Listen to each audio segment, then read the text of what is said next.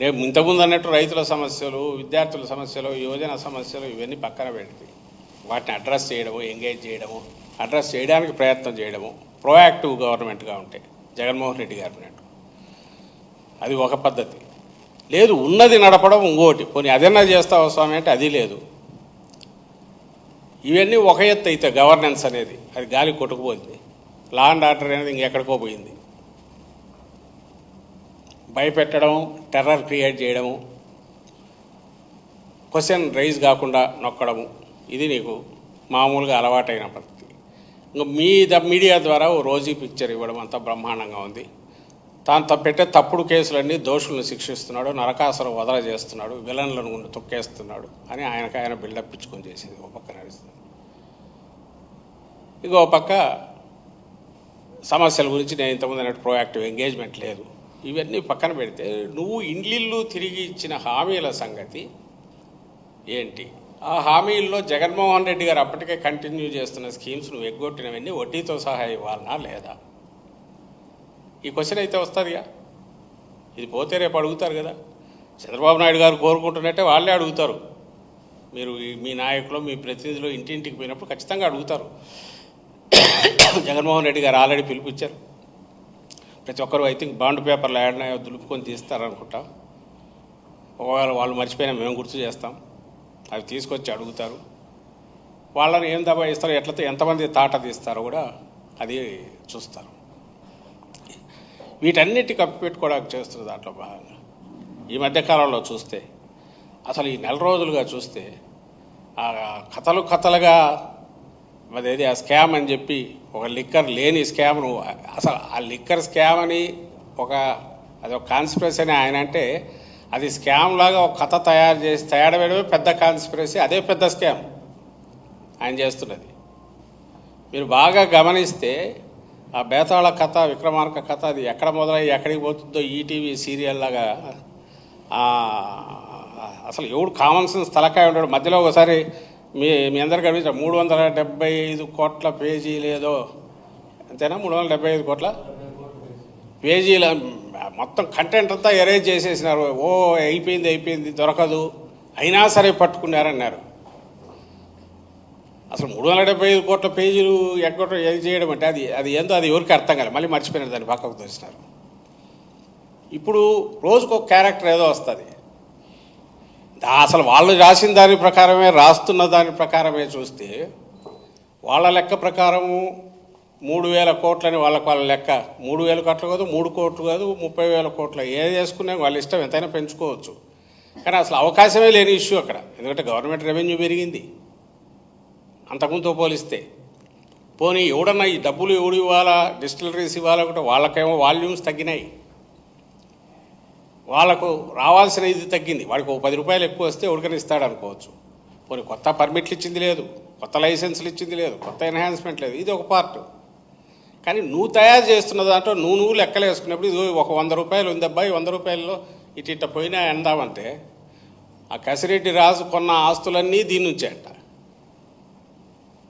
అలాగే ఈ liquor money ఈ చేరాల్సింది ఎంత, వసూలు చేసింది ఎంత, ఇది 1,000 కోట్లు ఇది ఉందంట.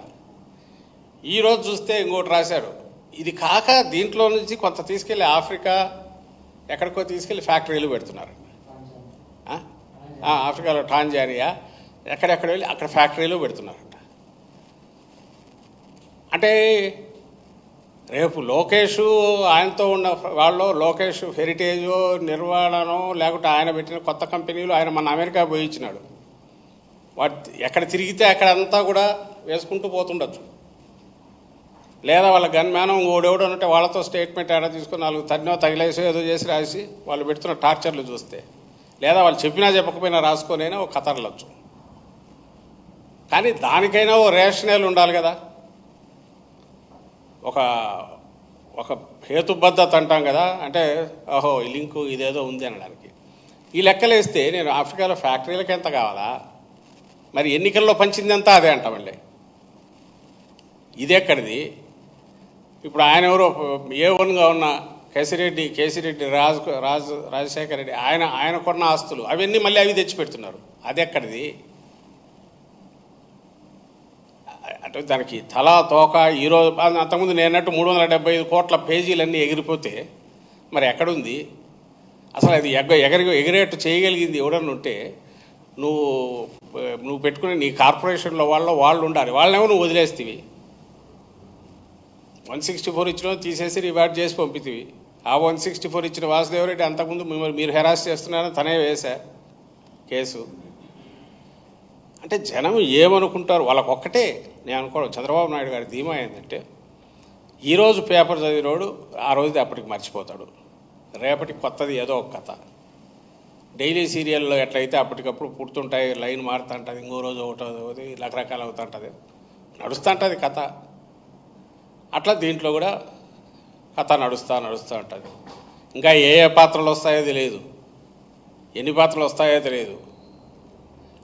బ్యానర్ ప్లేస్లో చంద్రబాబు నాయుడు గారికి నిజంగా జగన్మోహన్ రెడ్డి గారికి ఉన్నంత నిబద్ధత ఉంటే, ఆయన ఇంప్లిమెంట్ చేయగలిగితే ఆ బ్యానర్లు వస్తాయి.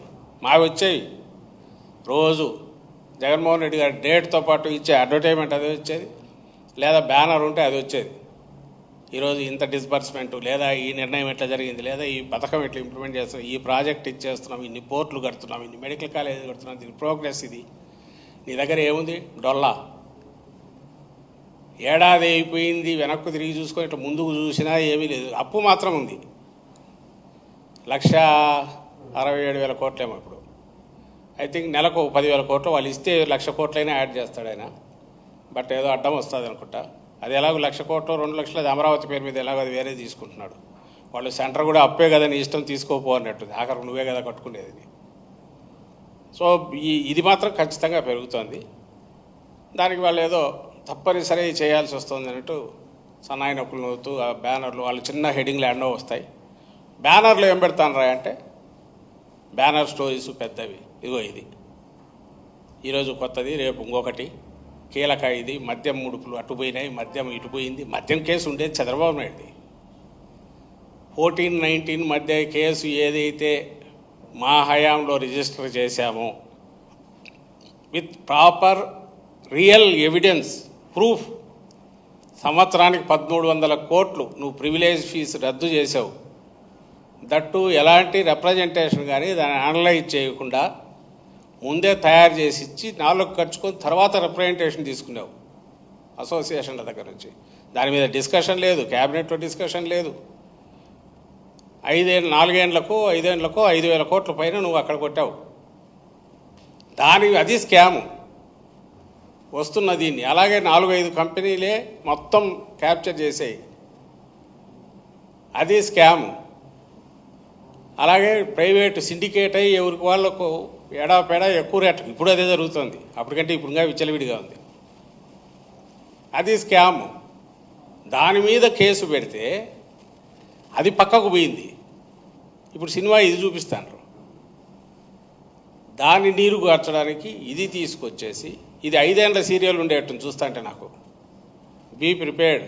రోజు వస్తుంది. ఆఖరికి మీరు విసిగేసినా తప్పదు. ఈనాడు జ్యోతి మీకు విసిగేసి జనం వద్దనుకుంటే ఆ ఈనాడు జ్యోతి ఆపేస్తే ఎవడన్నా తెప్పించుకునేవాళ్ళు, వార్తల కోసం తెప్పించుకునేవాళ్ళు ఉంటే వాళ్ళు ఆపేస్తే తప్ప రోజు మీకు మొహం మీద గుద్దినట్టు పద్దనలే కానీ ఇదే వస్తుంటుంది. ఇవి వేసి ఇవ్వాల్సిన ఆన్సర్స్ ఇవ్వాల్సిన వాటిని పక్కకు కంప్లీట్ తోసేస్తున్నాడు. ఇది మధ్య మధ్యలో యోగా ఇట్లాంటివో ఏదో వస్తుంది, దానికి 1 నెల ప్రిపరేషన్స్. అంతకుముందు మోడీ గారిని, ప్రధాని గారిని పిలిచి ఇక్కడ అమరావతిలో 3వ 5వ శంకుస్థాపన చేయడం, మధ్యలో పోలవరం దగ్గరికి పోవడం, ఇలాంటివి చేస్తూ కొంత డైవర్షను. లేదా ఇరాన్ ఇప్పుడు ఏదో వార్ నడుస్తుంది, అవి పెద్ద పెద్దవి అవి తీసుకొని చేయడం.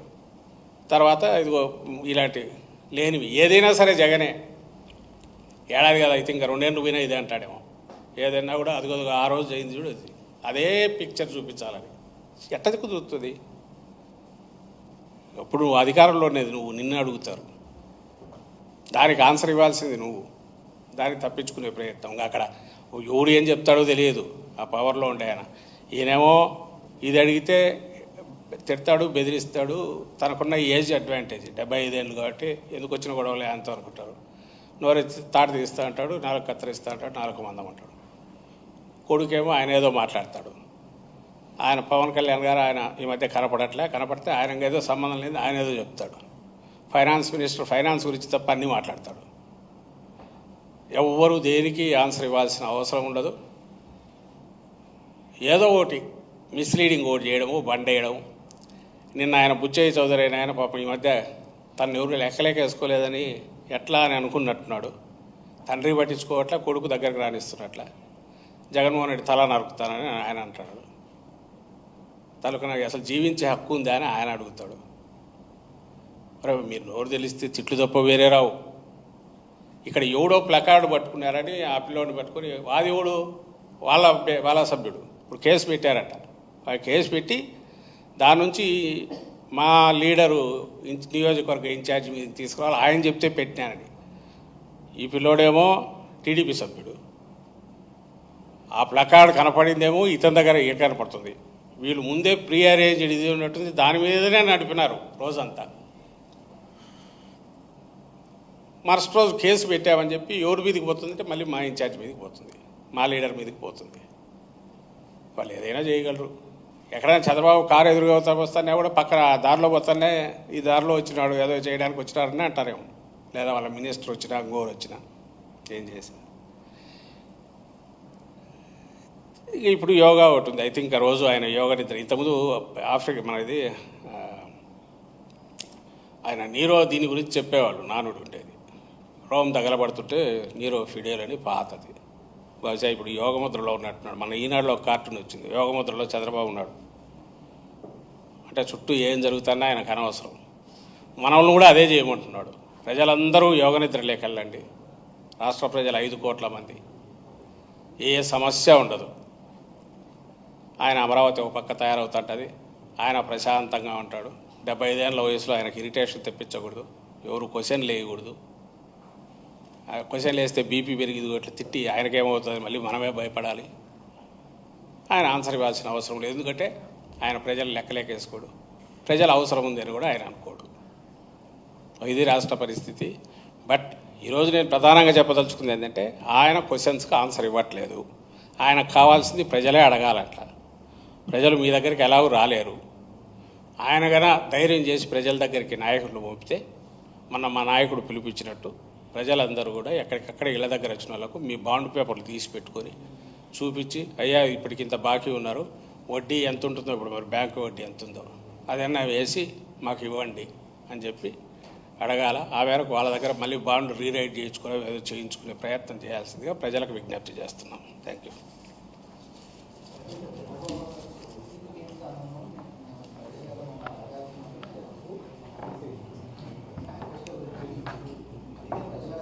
అదే నేను అంటున్నా కదా, అందుకే ప్రజలే అడుగుతారు. ప్రజలు 5 కోట్ల మంది ఎవరు రారు డెమోక్రసీలో. ఆ రోజు మరి ఎట్లా అనుకోవచ్చుగా, ఆయన పోయి నిద్రపోయిండొచ్చుగా, అప్పుడు యోగా ప్రాక్టీస్ చేసి. అప్పుడు ప్రజలే కదా అడిగేది, వాళ్ళకి తెలుస్తుంది కదా. ప్రజలు ఎందుకు అడుగుతారు? దానికి పార్టీలు కూడా అక్కర్లా. Any individual can ask, media can ask, media should ask and media can ask. అడిగినా కూడా సమాధానం చెప్పాలి వస్తే. అందులో ఇంత ప్రూఫ్స్తో చూపిస్తా అంటే పేర్లతో సహా పేరు పెట్టి ఇంటింటికి వచ్చి నీకు ఇంత ఇస్తారని తెలిస్తే, ఇస్తారని క్యూఆర్ కోడ్ పెట్టి నువ్వు అన్నీ పెట్టాక దీని గురించి అన్నా ఏదో మేనిఫెస్టోలో విధానాలు చెప్తే ఎవరిని అనుకోవచ్చు. నువ్వు క్వాంటిఫై చేసావు. క్వాంటిఫై కూడా మొత్తంగా కాదు, మీ ఇంటికి వచ్చి చెప్పారు, ప్లస్ మంత్ చెప్పావు, డేట్ మంత్ చెప్పావు, క్యూఆర్ కోడ్ ఇచ్చావు, ప్లస్ త్రికరణ శుద్ధితో నేను చేస్తాను, చేయకపోతే నా తోక కత్తిరించండి అనే మాట ఒకటి రాయాలి. అది ఉంటే బాగుండేది. చేయకపోతే నా తోక కత్తిరించండి, లేకపోతే నా తాట తీయండి అని రాసిస్తే బాగుండేది. అది లేదు, మిగిలినవన్నీ రాశారు. ఇది వాళ్ళు ఇచ్చింది. ఇంతకంటే ప్రూఫ్ ఏం కావాలి? లీగల్గా కూడా ఇది బైండింగే. మా ఉద్దేశంలో మీరు అందరూ క్వశ్చన్ చేయాలి, ప్రతి ఒక్కరూ దీన్ని అడగాలి. దానికి ఆయన సమాధానం ఇవ్వడం అనేది that's a minimum thing anybody expect. కానీ ఆయన అది చేయకపోగా దబాయిస్తున్నాడు మళ్ళీ.